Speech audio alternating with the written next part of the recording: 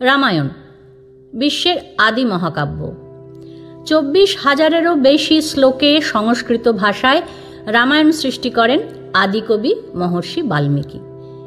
এই তথ্যগুলো আমাদের অনেকেরই জানা, যার বেশিরভাগটাই আমরা আমাদের দাদু, ঠাকুমা, দিদিমা এনাদের কাছ থেকে গল্পের আকারে শুনেছি। কিন্তু এখন তো গল্প পড়া বা গল্প শোনার দিন শেষ। ইবুক আর কেন্ডেলের যুগে বাচ্চারা এখন ডিজিটাল মাধ্যমেই গল্প পড়বে বা শুনবে, সেটাই স্বাভাবিক। তাই যুগের বাস্তব অগ্রগতি মেনে ভাষা ও ভবিষ্যৎ চ্যানেল ডিজিটাল মাধ্যমে আমাদের ভবিষ্যৎ প্রজন্মকে উপহার দিতে চায় আমাদের গর্বের মহাকাব্যের এক যুগোপযোগী আপাত সহজবোধ্য রূপ, যা মূল বাল্মীকি রামায়ণকেই গল্পের আকারে বলার চেষ্টা করা হয়েছে। তবে শুধু রামায়ণের গল্প নয়, রামায়ণের অনুষঙ্গে আরও যে পৌরাণিক চরিত্ররা এসেছেন তাদের সকলেরই চিত্রায়ন করার এখানে চেষ্টা করব। এখন আমরা রয়েছি রামায়ণের যুদ্ধ পর্বে, অর্থাৎ যুদ্ধ চলছে। আমরা আগের পর্বে শুনেছি ধূম্রাক্ষ বধ হয়েছে, বজ্রদংষ্ট্র বধ হয়েছে। এবার রাবণের আদেশ পেয়ে অস্ত্র বিশারদ বীর অকম্পন চললেন যুদ্ধে। বহু সৈন্য নিয়ে স্বর্ণভূষিত রথে তিনি যুদ্ধযাত্রা করলেন। রাক্ষস আর বানরদের পায়ের ধুলোয় একদম চারিদিক অন্ধকার হয়ে গেল, কিচ্ছু দেখা যাচ্ছে না। রথের ধ্বজা দেখা যাচ্ছে না, ঘোড়া দেখা যাচ্ছে না, কিচ্ছু দেখা যাচ্ছে না। এবং এই ধুলোর আস্তরণ পড়ার ফলে কি হলো, কেউ কাউকে দেখতে পাচ্ছে না। বানর আর রাক্ষস এরা নিজেরাই নিজেদের বধ করতে লাগলো। তার ফলে কি হলো, রণাঙ্গন ক্রমশ মৃতদেহে আচ্ছন্ন হলো, রক্তপাতে পঙ্কিল হয়ে উঠলো। মানে রক্ত এত পড়েছে যে জায়গাটা পুরো একেবারে কাদা কাদা হয়ে গেছে, পাঁকের মতন হয়ে গেছে। এইবার আস্তে আস্তে ধুলোর জাল সরে গেল। তখন দুই পক্ষ একে অপরকে আক্রমণ করলেন। এইবার বানররা অকম্পনের সরাঘাত সইতে না পেরে পালাতে লাগলো। এবার বানররা পালাচ্ছে দেখে হনুমান কি করেছে, একটা বড় পাথর তুলে অকম্পনের দিকে ছুঁড়ে মেরেছে। আর অকম্পন কি করলেন, সেই পাথরকে অর্ধচন্দ্র বাণ দিয়ে কেটে টুকরো করে ফেললেন। এইবার তো হনুমান রাগে জ্ঞান শূন্য হয়ে একটা বিরাট গাছ তুলে সবেগে ঘুরিয়ে তার দিকে ছুঁড়ে মারল। আর গাছের আঘাতে, একটা বড় গাছ তো, সেই গাছের আঘাতে অকম্পনের মাথা পুরো গুঁড়িয়ে গেল, চূর্ণ হয়ে গেল। বীরের মতো যুদ্ধ করে হনুমানের ছোঁড়া সেই অশ্বকর্ণ গাছের আঘাতে প্রাণ দিলেন অকম্পন। অকম্পনের নিধন হয়েছে শুনে রাবণ কিন্তু এবার আরো একজনকে পাঠালেন। তিনি কে না, তিনি হলেন যুদ্ধ বিশারদ প্রহস্ত। প্রহস্তকে বললেন যে লঙ্কাপুরী শত্রু সৈন্য আক্রান্ত হয়েছে, এই প্রবল বিপক্ষকে বিনষ্ট করবার ভার তুমি, আমি, কুম্ভকর্ণ আর ইন্দ্রজিৎ অথবা নিকুম্ভ, এই কয়েকজন ছাড়া আর কেউ নিতে পারবে না। তুমি যাও, সসৈন্যে গিয়ে বানর বাহিনীকে ধ্বংস করো। যুদ্ধে মৃত্যুর আশঙ্কা আছে বটে, কিন্তু তোমার যে জয়লাভ হবে তাতে কোনো সন্দেহ নেই। প্রহস্ত বললেন, মহারাজ, বিচক্ষণ মন্ত্রীরা তারা কিন্তু এই বিষয়ে বিতর্ক করেছেন। সীতাকে ফিরিয়ে দেওয়া ভালো, আর না করলে যুদ্ধ অনিবার্য। এটা তো আমরা আগেই জানি। আপনার কাছে আমি সর্বদা দান আর সম্মান পেয়েছি, সুতরাং আপনার যাতে হিত হয় সেই কাজই আমি করব। আমি নিজের জীবন, স্ত্রী, পুত্র, ধন কিছুই কামনা করি না। যুদ্ধ যখন উপস্থিত হয়েছে তখন আমি আপনার জন্য প্রাণ দিতে প্রস্তুত। প্রহস্ত বিপুল সৈন্য নিয়ে যাত্রা করলেন। রাম তাকে দেখে হেসে জিজ্ঞাসা করছে, বিভীষণকে জিজ্ঞাসা করছে যে ইনি কে, বহু সৈন্য নিয়ে যে মহাবীর আসছেন দ্রুত গতিতে, উনি কে? বিভীষণ উত্তর দিলেন, ইনি অস্ত্র বিশারদ সেনাপতি প্রহস্ত। লঙ্কায় রাবণের যত সৈন্য আছে তার 1/3 মানে 1/3 তার সঙ্গে চলে আসছে। মানে লঙ্কার মোট রাবণের যা সৈন্য তার 1/3 নিয়ে প্রহস্ত যুদ্ধ করতে এলেন। রাক্ষসরা নানা রকম অস্ত্র আর বানররা গাছ আর শিলা এই নিয়ে যুদ্ধ করতে লাগলো। প্রহস্তের সঙ্গে তার 4 সচিব ছিলেন। তাদের স্বরাঘাতে বহু বানর হত হলো। দ্বিবিদ, দুর্মুখ, জাম্বুবান আর তাদের সেই বৃক্ষ আর শিলা, বানররা তো বৃক্ষ আর শিলা মানে গাছ আর পাথর এই নিয়ে মারছে। এই গাছ আর পাথর দিয়েই সেই প্রহস্তর 4 সচিবকে তারা মেরে ফেলল, এই দুর্মুখ জাম্বুবানেরা। এইবার তো প্রহস্ত খুব রেগে গেছে, রেগে গিয়ে বানর মারতে শুরু করে দিল। আবার সেই একেবারে রণভূমি রক্তাক্ত, যেন মনে হচ্ছে বৈশাখ মাসে যেমন ফুল ফোটে পলাশ ফুল, সেই রকম একেবারে লাল হয়ে গেছে। ভীষণ লড়াই হচ্ছে চারিদিকে, মানে বিভিন্ন অংশ, শরীরের বিভিন্ন অংশ পড়ে রয়েছে। নীল আর প্রহস্ত পরস্পরকে আক্রমণ করলেন, সরাসরি যুদ্ধ হচ্ছে নীলের সাথে প্রহস্তর। প্রহস্তের সরজালে মানে প্রহস্ত যে তীর মারছে সেই তীরে নীল বিদ্ধ হলেন। আর এদিকে নীল কি করলো, নীলের যে সমস্ত বৃক্ষ প্রহার মানে গাছ দিয়ে মারছে, সেই গাছ দিয়ে মারতে মারতে প্রহস্তের সব ঘোড়া মেরে ফেললেন। শেষে এইবার কামড়া কামড়ি শুরু করে দিল। যেমন বাঘ আর সিংহ যেমন যুদ্ধ হয় যদি পরস্পর, তারা যেমন করে কামড়া কামড়ি করে যুদ্ধ করে, ঠিক তেমনি একটা বড় পাথর এইবার নীল প্রহস্তের মাথায় মারল। ব্যাস পুরো চূর্ণ হয়ে গেল তার মাথা, আর সেনাপতি মারা গেছে। রাক্ষস সেনারা তো ব্যাস ভয়ের চোটে আবার তারা লঙ্কাপুরীতে পালিয়ে গেল। এইবার প্রহস্তের মৃত্যু হয়েছে শুনে রাবণ বললেন যে এইবার এই শত্রুকে আর অবজ্ঞা করা চলবে না, আমি স্বয়ং যাব যুদ্ধে, আমি নিজে গিয়ে যুদ্ধ করব।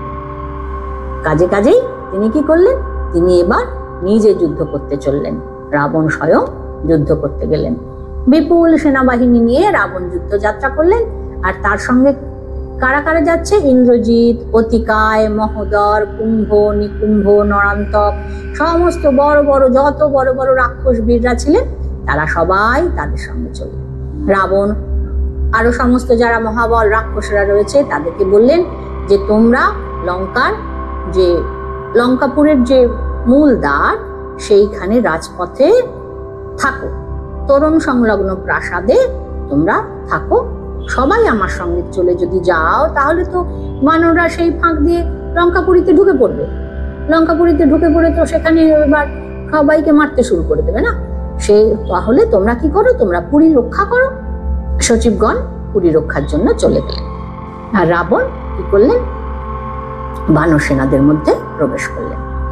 রাবণকে লক্ষ্য করে তখন সুগ্রীব একটা বিশাল পাহাড়ের চূড়া রাবণের দিকে ছুঁড়ে মারলেন। সেই পাহাড়ে প্রচুর গাছও রয়েছে, গাছ শুদ্ধ একদম পাহাড়ের চূড়া ছুঁড়ে মারলেন।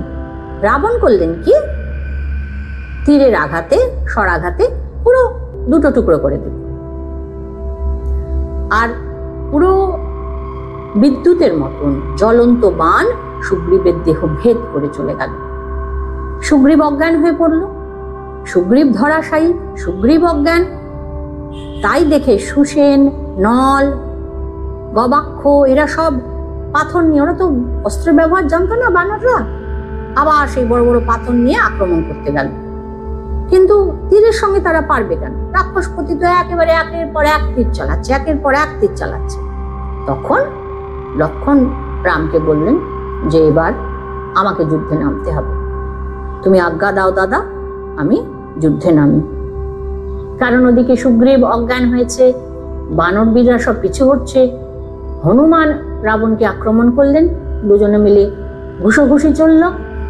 তখন লক্ষ্মণ যখন অনুমতি চাইলেন, এসব দেখে রাম তাকে আলিঙ্গন করে বললেন যে রাবণের আশ্চর্য পরাক্রম, তুমি তার ছিদ্র লক্ষ্য করে, মানে তার ফাঁক কোনখানে, তার খামতি কোনখানে, তার ল্যাক কোন জায়গাটা সে উইক, সেইটা লক্ষ্য করে তুমি যুদ্ধ করবে।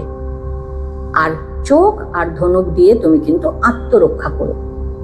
কারণ রাবণের যে পরাক্রম, সেই পরাক্রম দেখে সেই তেজ দেখে রামচন্দ্র বুঝতে পেরেছিলেন যে রাবণকে মারা অত সহজ হবে না। এদিকে রাবণের সরবর্ষণে বহু বানর নষ্ট হচ্ছে দেখে বললাম হনুমান গেছে। হনুমান তার রথের কাছে গিয়ে বলছে যে তুমি দেব, দানব, গন্ধর্ব, যক্ষ, রাক্ষস এদের দ্বারা অবদ্ধ, কিন্তু বানরের থেকে কিন্তু তোমার ভয় আছে। বানরের কাছে কিন্তু তোমার মৃত্যু হতেই পারে। দেখো আমি এই যে 5টা আঙুল একসঙ্গে করে এই যে তোমাকে মারবো না ঘুষি, এতেই তোমার দেহ থেকে প্রাণ বার করে নেব। তোমার মনে আছে তোমার পুত্র অক্ষকে আমি বধ করেছি? এই কথা শুনে রাবণ তো হনুমানের বুকে এক চড় এত জোরে মেরেছে না, হনুমান তো অস্থির হয়ে গেছে, একেবারে ছটফট করছে, খুব লেগেছে হনুমানের। রাবণ তো খুব বীর ছিলেন, হনুমানের বেশ লেগেছে। তারপর আবার প্রকৃতিস্থ হয়ে, হনুমানেরও তো আলাদা, সে তো আর সাধারণ বানর নয়, তিনিও তো আলাদাই ছিলেন। আবার হনুমান রাবণকে একটা চড়। তখন দশানন বললেন সাধু সাধু, তোমার মতো প্রতিদ্বন্দ্বী পেয়ে আমি খুব উৎসাহী হয়ে পড়েছি। হনুমান বলছে রাবণ তুমি এখনো বেঁচে আছো? ছি ছি ছি, আমি তো খুব লজ্জায় পড়ে গেলাম। ঠিক আছে, এইবার আমি আর চর নয়, এবার ঘুষি মেরেই তোমাকে যমলায় পাঠাবো। রাবণ তো এই কথা শুনে ভীষণ রেগে গেছে, রাবণও তখন ঘুষি মারছে। এবার রাবণের ঘুষিতে আবার হনুমান বেশ আঘাতপ্রাপ্ত হয়েছে। এই দেখে রাবণ তখন নীলের কাছে গিয়ে তার সঙ্গে যুদ্ধ করতে লাগলেন। এমন সময় হনুমান সুস্থ হয়ে রাবণকে বললেন ঠিক আছে, তুমি যখন অন্যের সঙ্গে যুদ্ধ করছো, অতএব আমি এখন আর আক্রমণ তোমাকে করব না। নীল তখন, ওরা তো নিজেদের মতন দেহ ছোট বড় করতে পারতো, নীল তখন দেহ ছোট করে রাবণের রথের ধ্বজার উপরে বসে রয়েছে। রাবণ তো ভীষণ রেগে গেছে, রেগে গিয়ে রাবণ নীলকে অগ্নিবাণ মারলেন। নীল তখন অজ্ঞান হয়ে মাটিতে পড়ে গেল। এইবার রাবণ লক্ষণের দিকে এগোচ্ছে, লক্ষণ এসেছে যুদ্ধ করতে। এইবার দুজনকে খানিকটা হটটক হলো, স্পর্ধা বাক্য হটটক হলো দুজনের সঙ্গে। প্রথম দেখা হয়েছে, লক্ষণেরও রাগ আছে, রাবণেরও রাগ আছে, দুজনে মিলে সেই সব হটটক করতে করতে দুজনে পরস্পরের প্রতি শর ক্ষেপণ করলেন, মানে দুজনকে তীর মারলেন। দুজনেই বড় বীর, দুজনেই যে সে অস্ত্র তো মারলেন না, একদম ভয়ঙ্কর শক্তির অস্ত্র নিক্ষেপ করলেন। লক্ষণ মাঝপথে বাণটাকে ফিরিয়ে দিলেন, তবুও সেই বাণ যেটা লক্ষণকে উদ্দেশ্য করে রাবণ ছুঁড়েছিলেন সেটা তার বুকে গিয়ে লাগলো এবং সঙ্গে সঙ্গে তিনি অজ্ঞান হয়ে মাটিতে পড়ে গেলেন। রাবণ তাকে ধরে তুলতে গেলেন, কিন্তু পারলেন না, কারণ সেই সময়ে লক্ষণ স্মরণ করলেন যে তিনি বিষ্ণুর অংশ। ছুটে এলেন হনুমান, একেবারে দাঁড়াম করে এক ঘুষি রাবণকে, লক্ষণকে অজ্ঞান করে দিয়েছে, কি যাতা কথা, একদম দড়াম করে এক ঘুষি, সঙ্গে সঙ্গে রাবণ সংজ্ঞাহীন অর্থাৎ অজ্ঞান হয়ে পড়লেন। রাবণের চোখ, কান, মুখ সব দিয়ে রক্ত বেরোতে শুরু করে দিল, অত জোরে ঘুষি মেরেছে তো একদম চোখ মুখ দিয়ে রক্ত বেরোতে শুরু করেছে। আর লক্ষণকে তুলে রামের কাছে নিয়ে গেলেন হনুমান। আর যে অস্ত্র তিনি লক্ষণের উদ্দেশ্যে রাবণ ছুঁড়েছিলেন সেটা আবার রাবণের রথে যথাস্থানে ফিরে গেল। রাবণের আস্তে আস্তে জ্ঞান ফিরে এলো, ওদিকে লক্ষণ আস্তে আস্তে সুস্থ হলেন। রাবণ যেই সুস্থ হয়ে গেল, সঙ্গে সঙ্গে আবার একদম নির্বিচারে বানর সেনা বধ করতে শুরু করে দিল। এই দেখে রাম বললেন যে তো মহা মুশকিল, আবার তো বানরদের মারতে শুরু করে দিয়েছে। এবার রামচন্দ্র স্বয়ং এলেন রাবণের সাথে যুদ্ধ করতে। এই প্রথমবার রাম এবং রাবণ মুখোমুখি হলেন, মুখোমুখি দুজনে যুদ্ধ করবে। হনুমান তখন রামকে বললেন যে তুমি যুদ্ধ করবে তো, গরুরের পিঠে চড়ে যেমন বিষ্ণু যুদ্ধ করে সেরকম তুমি আমার পিঠে চাপো, চেপে তুমি রাবণকে শাসন করো। রাম তখন হনুমানের পিঠে উঠে ধনুকে বজ্রতুল্য টঙ্কার দিয়ে রাবণকে বললেন, রাক্ষসরাজ থামো থামো, আমার অনিষ্ট করতে গিয়ে তুমি কি মনে করছো যে রক্ষা পাবে? ইন্দ্র, যম, ভাস্কর, অগ্নি, শিব, যার কাছেই তুমি যাও না কেন তোমার নিস্তার নেই। তুমি লক্ষণকে শক্তির আঘাতে পীড়িত করেছ। আমার শরীর তুমি পুত্র পৌত্র সহ সমরে বিনষ্ট হবে। মানে তুমি লক্ষণকে তো শক্তিবান মেরে অজ্ঞান করেছো। এইবার দেখো আমি কি করি, আমার বাণে কি হবে। তুমি তোমার ছেলে নাতি সব সহ সবাইকে নিয়ে তুমি মরবে। রামচন্দ্র বলছেন যে তুমি কোথায় পালাবে রাবণ? কেউ তোমায় বাঁচাতে পারবে না। তুমি লক্ষণকে শক্তিশালী মেরেছো, আমি তোমায় নির্বংশ করব। হনুমানের ঘুষির কথা রাবণ তো বলেনি। রাবণ কি করলেন? তাকে একদম অগ্নিশিখার মতন একখানা বাণ মারলেন। রাম তাতে আরো রেগে গেল। আগুনে বাণ মেরেছে হনুমানকে, রামচন্দ্র তো রাখবেনই স্বাভাবিক। এদিকে লক্ষণকে মেরেছে শক্তিশাল, এদিকে হনুমানকে মেরেছে আগুনে বাণ। রেগে গিয়ে রামচন্দ্র কি করলেন? রাবণের রথ, অশ্ব মানে ঘোড়া, সারথি সব শুল আর খড়গ দিয়ে কেটে ফেললেন। আর রাবণের বুকে তিনি এমন তীর মারলেন যে তিনি মোহগ্রস্ত হয়ে পড়লেন। মানে তার হাত থেকে ধনুক খসে পড়ল আর মুকুট উড়ে গেল। রাজার যে মূল রাজার মুকুট, তীর মেরে সেই মুকুট উড়িয়ে দিলেন। মুকুট উড়িয়ে দিয়ে তিনি বলছেন, রামচন্দ্র বলছেন যে তুমি ভীষণ যুদ্ধ করেছো, আমার অনেক বীর যোদ্ধা তোমার হাতে বধ হয়েছে, তুমি পরিশ্রান্ত। রামচন্দ্র বলছেন যে আমি তোমায় এক্ষুনি বধ করতে পারতাম, কিন্তু তা করলাম না। যাও, পালিয়ে যাও। আমি জানি তুমি রণক্লান্ত, তুমি যাও লঙ্কায় গিয়ে বিশ্রাম করো। তারপর আবার ধনুর্ধরদের সঙ্গে করে রথ নিয়ে এসো।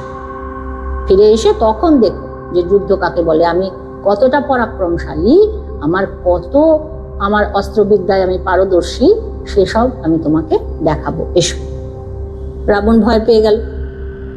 রামচন্দ্র বলেছে কাল দেখা হবে।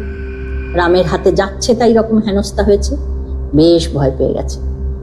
তখন ফিরে এসে তিনি আবার সভা বসালেন।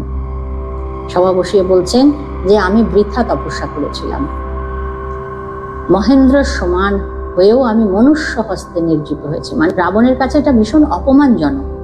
মানে তার হাত থেকে ধনুক খসে গেছে, মাথার মুকুট পড়ে গেছে।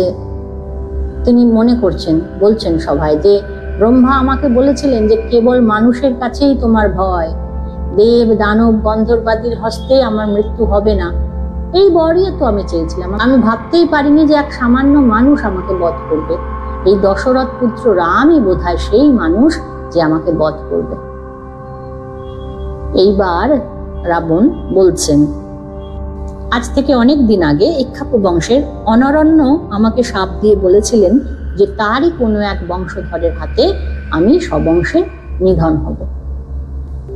আমি বেদবতীকে ধর্ষণ করেছিলাম, তিনি আমাকে অভিশাপ দিয়েছিলেন। তিনি বোধহয় জনকনন্দিনী রূপে জন্মেছেন। ও এবার বুঝতে পারছে যে আমি আগে এই অন্যায়টি করেছিলাম, বেদবতীকে আমি ধর্ষণ করেছিলাম, তিনি অভিশাপ দিয়েছিলেন, তিনি জনকনন্দিনী সীতা রূপে জন্মেছেন। এর আগেও অনেক অনেক কাণ্ড করেছেন। উমা, নন্দীশ্বর, রম্ভা, বরুণ কন্যা, পঞ্জিকস্থলা এরাও আমাকে শাপ দিয়েছেন। ঋষিরা যা বলেছেন তা মিথ্যা হবে না। রাক্ষসগণ, তোমরা এই বিপদ বারণের জন্য যত্নবান হও। দেব দানবের দর্পহারী মহাবল কুম্ভকর্ণ ব্রহ্মার অভিশাপে নিদ্রিত আছেন, ঘুমিয়ে আছেন, তাকে জাগাও। মানে রাবণ এবার বুঝতে পারছেন যে আমার কর্ম নয়, আমি পারবো না, আমি গেলে আমি মরবো। তার থেকে দাদাকে ডেকে তুলি, বলছে তাকে জাগরিত করো। তিনি নিশ্চিন্ত হয়ে বহু মাস নিদ্রা যাপন করছেন। এই বিপদে যদি আমাকে সাহায্য না করেন তবে তার এই ইন্দ্রতুল্য বিক্রম, কুম্ভকর্ণ বিরাট বিক্রম ছিল তার, সেইটাই বলছেন যে তাহলে এত বিক্রমে আমার কি লাভ হবে। বলছেন জাগাও, কুম্ভকর্ণকে জাগাও। এইবার রাবণের আদেশ পেয়ে রাক্ষসরা দলে দলে কুম্ভকর্ণের মহাঘুম ভাঙাতে চলল। কুম্ভকর্ণের ঘুম ভাঙানো হবে। কুম্ভকর্ণর আবাস গুহা, সেখানে তিনি ঘুমিয়ে রয়েছেন। রাবণের আদেশ পেয়ে রাক্ষসরা সমস্ত মালা, গন্ধদ্রব্য, আরো সব ভালো ভালো খাবার এইসব নিয়ে কুম্ভকর্ণের আবাস গুহায় গেল। সুন্দর একটি রমণীয় গুহা, চারিদিকে যোজন বিস্তৃত, সব ফুলের গাছ, তাই সেই গন্ধে, ফুলের গন্ধে আমোদিত। রাক্ষসরা কুম্ভকর্ণের জোরে জোরে নিঃশ্বাস পড়ছে, তো নিঃশ্বাস টপকে তারা যেতে পারছে না, ছিটকে ছিটকে পড়ছে। খুব কষ্টে কাছে গিয়ে দেখলেন যে বিরাট পর্বতের মতন কুম্ভকর্ণ শুয়ে আছে।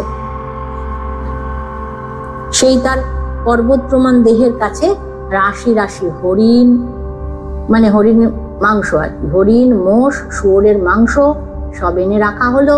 কলসি কলসি রক্ত আর মদ সব তার ওই পাহাড় প্রমাণ, পর্বত প্রমাণ শরীর কুম্ভকর্ণের সেইখানে নিয়ে গিয়ে রাখা হলো।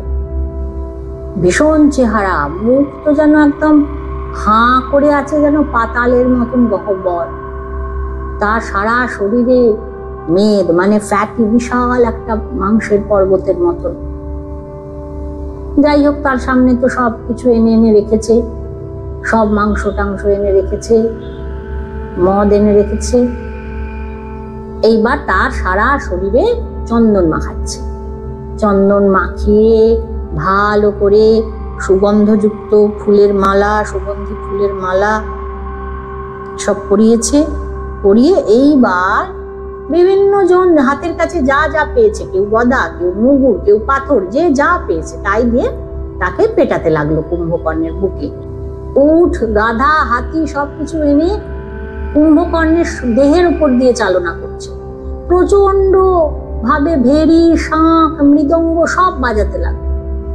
এত কাণ্ড, মানে বিভিন্ন ভাবে আঘাত করে উট, গাধা, হাতি সব এনে তার ঘাড়ের উপর দিয়ে চালিয়ে প্রচন্ড ভাবে আওয়াজ করে ভেরি, শঙ্খ, মৃদঙ্গ সব বাজিয়ে এত কাণ্ড করতে লাগলো। তারা সবাই মিলে বাজাচ্ছে তারস্বরে, চেঁচাচ্ছে তারস্বরে। কেউ কুম্ভকর্ণের কান কামড়ে দিল, কেউ শতকুম্ভ জল ঢালতে লাগলো, মানে 100টা ভরা জল তার কানের ভেতরে ঢেলে দিল। এত কিছু করছে, কিন্তু কান কামড়াচ্ছে, জল ঢালছে। কুম্ভকর্ণের ঘুম কিছুতেই ভাঙানো যাচ্ছে না। তারপর কি করলো না, 1000খানা হাতি তার দেহের উপর দিয়ে চালানো হলো। তখন সেই 1000 হাতি যখন তার উপর দিয়ে গেল, তাতে তার স্পর্শটা সে বুঝতে পারল। সেই 1000 হাতি স্পর্শে তিনি জাগরিত হলেন, তিনি জেগে উঠলেন। আর জেগে উঠেই তো খেতে হবে, খাওয়ার জন্য একেবারে ছটফট করছে, ক্ষুধার্ত। ক্ষুধার্ত হয়ে হাঁ করলেন, প্রচন্ড খিদে তার। ওই রাশি রাশি মদ, মাংস, রক্ত সব তিনি খেলেন, খেয়ে তৃপ্ত হলেন। তৃপ্ত হয়ে তিনি জানতে চাইলেন যে কি ব্যাপার, তোমরা আমাকে জাগিয়েছো কেন? রাজার কুশল তো? কোনো ভয় উপস্থিত হয়েছে কি? তখন সচিব যুপাক্ষ হাত জোর করে সমস্ত ঘটনা তাকে বললেন। সব শুনে কুম্ভকর্ণ বললেন, আমি আজই রাম লক্ষ্মণকে সসৈন্যে বধ করে তাদের রক্ত মাংস খাবো, তারপর রাবণের সঙ্গে দেখা করব। সচিব মহোদর বললেন যে তুমি আগে রাবণের কথা শোনো, তারপর তো যা করার করবে। সে তো শুনবে না। শয্যা ত্যাগ করে, মানে বিছানা থেকে উঠে মুখ ফুক ধুয়ে চান করলেন। চান করে 2000 কলসি মদ পান করলেন। 2000 কলসি আবার মদ খেয়ে তারপর একটু তো তার মত্ততা এলো, তখন তিনি রাবণের কাছে গেলেন। রামচন্দ্র এদিকে কুম্ভকর্ণকে দেখে বিভীষণকে জিজ্ঞাসা করছেন যে ওই পর্বতাকার বীর যাকে দেখে বানররা ভয়ে পালাচ্ছে, উনি কে? বিভীষণ বললেন, ইনি বিশ্রবার পুত্র, রাবণের ভাই কুম্ভকর্ণ। জন্মগ্রহণ করেই ইনি ক্ষুধার্ত হয়েছিলেন। সহস্র প্রজা, মানে 1000খানা, জন্মেই 1000খানা প্রজা খেয়ে ফেলেছিলেন। সেই জন্য ইন্দ্র একে বজ্রাঘাত করেন। তখন ব্রহ্মা কুম্ভকর্ণের কাছে গিয়ে তাকে দেখে ভয় পেয়ে বললেন, নিশ্চয়ই লোক বিনাশের জন্যই তুমি জন্মেছ, তুমি আজ থেকে মৃতকল্প হয়ে শুয়ে থাকবে, এই অভিশাপ দিলেন। যে একটা বাচ্চা ছেলে জন্মেই এই কাণ্ড করছে। তখন ব্রহ্মা তাকে এই অভিশাপ দিলেন। এই অভিশাপ শুনে রাবণ বললেন যে প্রভু, যে কাঞ্চন বৃক্ষ বৃদ্ধি পাচ্ছে, অর্থাৎ একটা গাছ যে বাড়ছে, সবে বাড়তে শুরু করেছে, তাকে আপনি ফল হওয়ার আগেই কেটে ফেলবেন? ইনি আপনার নাতি, আপনি কি এরকম শাপ দেওয়া কি আপনার উচিত? একে এমন শাপ দেওয়া আপনার অন্যায় যে সারা জীবন এরকম মৃতকল্পের মতন শুয়ে থাকবে। তখন ব্রহ্মা বললেন, কুম্ভকর্ণ 6 মাস ঘুমিয়ে থাকবে। এই 6 মাস ঘুমের পর তিনি একদিন জাগবেন, এবং সেই একদিনেই তিনি এত তার খিদে পাবে যে প্রচুর লোক সে খাবে। রাম, তোমার পরাক্রমে ভীত হয়ে রাবণ কুম্ভকর্ণকে জাগিয়েছে। একে বাধা দেওয়া বানরদের সাধ্য নয়। তুমি সবাইকে বলো যে এই মূর্তি রাক্ষস নয়, এটা একটা যন্ত্র, তাতে বানররা নির্ভয় হবে। এইবার রামের আদেশে নীল এই কথা প্রচার করলেন, বানররা যাতে ভয় পেয়ে পালিয়ে না যায়, এই কথা বললেন নীল। এদিকে কুম্ভকর্ণ রাবণের কাছে এসে প্রণাম করলে। তখন রাবণ তাকে লঙ্কার বিপদের কথা জানালেন। কুম্ভকর্ণ তো হাসছে, হেসে বলছে, আমি বুঝতেই পেরেছি এরকম একটা কিছু বিপদ হয়েছে। তুমি তো ভালো কথা শুনবে না। প্রচুর তোমার গর্ব যে তুমি বিরাট বীর, পরিণাম না ভেবেই তুমি পাপ কাজ করেছো। রাজার উচিত যে সমস্ত সচিবরা তার ভালো চায়, তাকে সৎ পরামর্শ দেয়, সেই রকম তাদের পরামর্শ নেওয়া, তা তুমি করনি। যে রাজা শত্রুকে অবজ্ঞা করে, যে রাজা নিজের আত্মরক্ষার ব্যবস্থা করে না, তার অনর্থ ঘটে। মন্দোদরি আর বিভীষণ যা বলেছিল সেই অনুযায়ী চললে আমাদের এই অমঙ্গলটা তো হতো না। রাবণ তখন ভ্রুকুটি করে বলছেন, আমি তোমার মাননীয় গুরুজন, আমাকে তুমি উপদেশ দিচ্ছ, আমাকে তুমি বলছো আমি বলো করবি, মানে আমার খুব গর্ব হয়েছে। যে কারণেই হোক, পূর্বে যা করেছি সেটা এখন আর তুমি তুলো না, সে কথা আগে যা হয়ে গেছে হয়ে গেছে। তুমি যদি এখন তোমার ভাতৃস্নেহ থাকে, তুমি যদি আমাকে ভাই হিসেবে ভালোবাসে থাকো, তাহলে তুমি আমার এই যে বিপদ এসেছে বুঝতেই পারছো, সেটার জন্য যা করবার কর। তখন কুম্ভকর্ণ আবার দাদাকে রেগে গেছে দেখে সান্ত্বনা দিয়ে বললেন যে দেখো দাদা, তুমি রাগ করো না, তোমার দুঃখের কারণ যা তা আমি নিশ্চয়ই বিনষ্ট করব। রাম, লক্ষ্মণ, সুগ্রীব, হনুমান সবাই আমার হাতে নিহত হবে, আমি একাই সব শত্রুকে ধ্বংস করতে পারবো। মন্ত্রী মহোদর বললেন, কুম্ভকর্ণ তুমি সৎ কুলে জাত, কিন্তু তোমার এই অহংকার আর স্থূল বুদ্ধি, এই জন্য তুমি ঠিকঠাক কাজ করতে পারো না, কর্তব্যে স্থির থাকতে পারো না। আমাদের রাজা সব ভালো বোঝেন, তুমি ছোটবেলা থেকেই বেশি কথা বলো। তুমি কোন সাহসে রামের মতো অপ্রতিদ্বন্দ্বী যোদ্ধার কাছে একা যুদ্ধ করতে যাচ্ছ বলো তো? তখন মহোদর রাবণকে বললেন যে মহারাজ, আপনার উচিত সীতাকে বশে আনা। তার উপায় আমি বলছি শুনুন। আমি আর 4 জন বীর যুদ্ধ করতে যাব। যদি রামকে জয় করতে পারি ভালো, আর যদি না পারি তবে রামের নাম লেখা স্বরে আহত হয়ে রক্তাক্ত দেহে ফিরে এসে বলবো যে আমরা রাম লক্ষ্মণকে খেয়ে ফেলেছি। আপনি এই কথা লঙ্কার চারিদিকে প্রচার করবেন। এই রাম লক্ষ্মণকে খেয়ে ফেলায় আপনি খুব প্রীত, সব ভৃত্যগণকে পুরস্কার দেবেন, নিজেও মদ খাবেন। তারপর আপনি অশোক বনে সীতার কাছে গিয়ে রামের মৃত্যু সংবাদ নিজে জানাবেন এবং তাকে সান্ত্বনা দেবেন, বহু ধনরত্নের লোভ দেখাবেন। দেখবেন এই উপায় তিনি নিশ্চয়ই আপনার বশে আসবেন। কুম্ভকর্ণ বললেন, মহোদর, যে রাজা অক্ষম নির্বোধ তার কাছেই তোমার কথা ভালো বলে মনে হবে। এইরকম তোমাদের ন্যায় যুদ্ধ বিমুখ কাপুরুষ তোমরা সব রাজার কাজ পণ্ড করেছো, অনেক কাণ্ড হয়েছে, প্রচুর সেনা নষ্ট হয়েছে, রাজকোষ থেকে পয়সা নষ্ট হয়েছে। তোমরা তো এভাবে মিত্ররূপে শত্রুতা করছো। তোমাদের এই দুর্নীতির অবসান করতে আমি আজ যুদ্ধে যাব আর শত্রু জয় করব। রাবণ তখন হেসে বললেন, মহোদর নিশ্চয়ই রামের বিক্রম শুনে ভয় পেয়েছে। কুম্ভকর্ণ, তুমি আমার বন্ধু, তুমি আমার ভাই, তোমার মতন সহায় তো আমার আর কেউ নেই। রাক্ষসদের খুব বিপদ, তাই জন্যই তোমায় ডেকেছি। এখন তুমি যাও, রণক্ষেত্রে গিয়ে এই 2 রাজপুত্র আর বানরগণকে খেয়ে এসো। অর্থাৎ মহোদরের পরামর্শ রাবণ বা কুম্ভকর্ণ কেউই কানে তুললেন না। কুম্ভকর্ণ যুদ্ধে চললেন, একদম কাঞ্চন ভূষিত মানে সোনার তৈরি সব শুল টুল নিয়ে তিনি যাচ্ছেন। তিনি একাই যেতে চাইছিলেন, কিন্তু রাবণ তাকে সৈন্যবাহিনী দিলেন, বললেন তুমি সেনা পরিবৃত হয়ে যাও। সুন্দর করে রাবণ সাজিয়ে দিলেন, হার টার পরিয়ে আংটি ফাংটি পরিয়ে সুন্দর করে সাজিয়ে টাজিয়ে দিলেন। রাবণকে প্রণাম করে প্রদক্ষিণ করে কুম্ভকর্ণ সেনাবাহিনী নিয়ে যুদ্ধযাত্রা করলেন। তার সৈন্যদলে হাতি, ঘোড়া, রথ সমস্ত যেমন কিছু থাকে সবই আছে। তিনি তার অনুচরদের বললেন যে অগ্নি যেমন পতঙ্গ দগ্ধ করে, মানে আগুনে যেমন পোকা পড়ে, তেমনি ভাবে আমি আজকে বানরদের পুড়িয়ে মারব। কিন্তু বনচর বানরদের আর কি অপরাধ বলো? তারা তো জানেই না রাম লক্ষ্মণই লঙ্কা অবরোধের মূল, তাদের বধ করলেই সব নষ্ট হবে। এইবার কুম্ভকর্ণ আসছে, পাহাড় কাঁপছে, সমুদ্র একেবারে উথাল পাথাল হচ্ছে, বানররা তো ভয়ে পালাচ্ছে। এই দেখে অঙ্গদ তো বললেন এ তো মহা মুশকিল। অঙ্গদ তখন তাদের সাহস দিলেন যে তোমরা এরকম করো না, কোথায় যাচ্ছ, কোথায় পালিয়ে যাচ্ছ, এসো আমরা বিভীষিকাকে আমরাই বধ করব। অঙ্গদ সামনে এগিয়ে এসেছেন দেখে বানররা খানিকটা আশ্বস্ত হয়ে আবার যুদ্ধক্ষেত্রে ফিরে এলো। তারা সেই গাছ আর শিলা দিয়ে আঘাত করছে কুম্ভকর্ণকে। কুম্ভকর্ণ তো সেসব গায়েই লাগছে না। হনুমান একটা প্রকাণ্ড পর্বত নিয়ে এসে কুম্ভকর্ণকে পেটাতে শুরু করলেন। কুম্ভকর্ণ শুলের আঘাতে হনুমানের একেবারে বুকে এমন ভাবে মারল,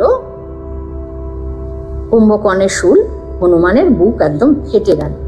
রক্ত বমি করতে শুরু করে দিলেন হনুমান, এমন ভাবে বুক ফেটে গেছে। আর হনুমানেরও তো কষ্ট হচ্ছে, সেও গর্জন করছে। হনুমানের আওয়াজ শুনে নীল, সরব, গবাক্ষ, অঙ্গদ সমস্ত সবাই মিলে বানরবীররা সবাই এসেছে কুম্ভকর্ণের সঙ্গে যুদ্ধ করতে, কিন্তু তারাও পেরে উঠছে না। সুগ্রীব এক বিশাল পাহাড় ছুঁড়ে মারলেন কুম্ভকর্ণের বুকে, সে পাহাড় গুড়িয়ে ছাতু হয়ে গেল। কুম্ভকর্ণ পাহাড়ের চূড়া দিয়ে পিটিয়ে সুগ্রীবকে অজ্ঞান করে দিল আর বগল দাবা করে লঙ্কায় নিয়ে যাচ্ছে। এবার কুম্ভকর্ণ সুগ্রীবকে পুরো মারতেই চলে এসছে, হনুমান লাফ দিয়ে শুল ধরে ভেঙে ফেললেন। এবার সুগ্রীবকে ওইভাবে লঙ্কায় ধরে নিয়ে যাচ্ছে দেখে লঙ্কাবাসীরা তো খুব আনন্দ, একদম ফুল ফেলছে, ভাবছে যে বোধহয় রামকেই ধরে নিয়ে এসছে, বুঝতে পারছে না তো যে কাউকে একটা নিয়ে এসেছে, সেটাই ওরা বুঝছে, খুব আনন্দ। এইবার ফুল আর খই ফেলছে লঙ্কাবাসীরা। এবার ওই খইয়ের গন্ধে আর সুন্দর ঠান্ডা হাওয়া পেয়ে সুগ্রীব চেতনা ফিরে পেল। যেই চেতনা ফিরে পেলেছে, কুম্ভকর্ণকে আঁচড়ে কামড়ে একেবারে শেষ করে দিচ্ছে অত্যাচার করে। কুম্ভকর্ণ তো ছটফটিয়ে উঠেছে, ছটফটিয়ে উঠতেই ব্যাস কুম্ভকর্ণের হাত থেকে দে দৌড় একদম দৌড়ে রামের কাছে চলে এসেছে। নখ দাগ দিয়ে তো কুম্ভকর্ণের নাক কান সব একেবারে চিড়ে দিয়েছে। কুম্ভকর্ণ আর পারে ওকে ধরে রাখতে, পালিয়ে এসছে।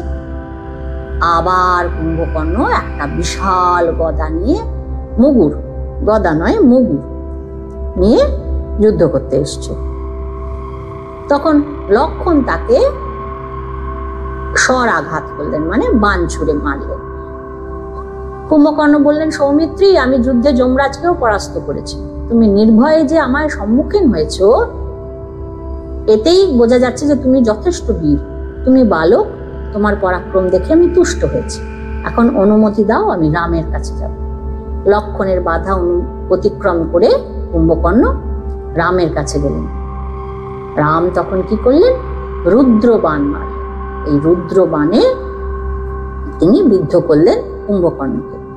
কুম্ভকর্ণের গদা হাত থেকে পড়ে গেল। তিনি স্বরাঘাতে ক্ষত বিক্ষত হলেন এবং জ্ঞান শূন্য হয়ে একদম নির্বিচারে যা সামনে পাচ্ছে, বানর, রাক্ষস, ভল্লুক, যা পাচ্ছে সব খেয়ে নিচ্ছে। এইবার লক্ষ্মণের আদেশে বানররা কি করলো? কুম্ভকর্ণের ঘাড়ের উপর উঠে পড়ল। কুম্ভকর্ণ তাদের ফেলে দেওয়ার জন্য গা ঝাড়া দিচ্ছে, যে ঘাড়ের উপরে এতগুলো বানর উঠেছে, গা ঝাড়া দিচ্ছে। রামকে সামনে দেখতে পেয়ে তিনি বললেন যে আমি বিরাট নই, মারিচ, খড়, কবন্ধ বা বালিও নই, আমি স্বয়ং কুম্ভকর্ণ। দেখেছো আমার নাক কান সব কেটে ফেলেছে, আমার নেই। সুগ্রীব সব কেটে দিয়েছে নখের আঁচড়ে, কিন্তু তা সত্ত্বেও দেখছো আমাকে তোমরা পারছো অবজ্ঞা করতে। আমার বিক্রম দেখো। রাম তখন যে সমস্ত বাণ আর কি মেরে বালি বধ করেছিলেন সেই স্বর নিক্ষেপ করলেন, সেই স্বর মারলেন কুম্ভকর্ণকে, কিচ্ছু হলো না তাতে। তখন রাম কি করলেন, বায়ব্য অস্ত্রে কুম্ভকর্ণের গদা সমেত একটা হাত কেটে দিলেন। একটা হাত কাটা গেছে, তাতেও কুম্ভকর্ণকে কিছু করতে পারছে না। কুম্ভকর্ণ আর একটা হাত দিয়ে একটা তাল গাছ উপড়ে নিয়ে চলে এল। তখন রামচন্দ্র কি করলেন, ওই হাতটাও ঐন্দ্রাস্তে কেটে ফেললেন, মানে দুটো হাতই কাটা গেল। তারপর অর্ধচন্দ্র বাণ মারলেন, অর্ধচন্দ্র বাণ দিয়ে তিনি পা দুটোকে কেটে ফেললেন। সেই দুটো হাত কাটা, দুটো পা কাটা, সেই অবস্থাতেই তিনি রামকে খেতে যাচ্ছেন। রাহুর কিছু নেই, গলা কাটা, তা সত্ত্বেও সে যেমন চাঁদের দিকে যায়, সেই রকম মনে হচ্ছে যে রামচন্দ্রকে সেই অবস্থাতেই তিনি খেতে যাচ্ছেন। তখন রামচন্দ্র কি করলেন, রামচন্দ্র মহাশক্তিশালী ঐন্দ্র স্বর যোগ করলেন। এই স্বর সূর্যের কিরণ তুল্য উজ্জ্বল, মানে সূর্যের আলোর মতন ঝকঝক করছে, কালান্তক জমের ন্যায় ভীষণ।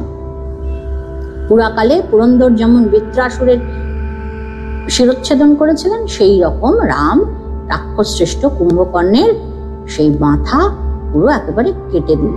কিসের নিক্ষেপ করেছিলেন তিনি? না, ঐন্দ্রস্বর নিক্ষেপ করে তিনি কুম্ভকর্ণের মাথাটা কেটে দিলেন। এবার বীর শ্রেষ্ঠ কুম্ভকর্ণের দেহ, বিশাল পর্বতের মতন দেহ, কি হলো, চিরকালের জন্য সমুদ্রে তলিয়ে গেল। এইভাবে কুম্ভকর্ণ বধ হলেন। যদি কারো রামায়ণের এই গল্পগুলো শুনতে ভালো লাগে তাহলে চ্যানেলটাকে সাবস্ক্রাইব করবেন আর ভিডিওটাতে লাইক করবেন, ভিডিওটা শেয়ার করবেন। পরের পর্বে আমরা আরও খানিকটা রামায়ণের গল্প শুনব, আরও রামায়ণের চরিত্রদের সঙ্গে পরিচিত হব। আমি তানিয়া আবার আসব রামায়ণের গল্প আর রামায়ণের চরিত্রদের নিয়ে।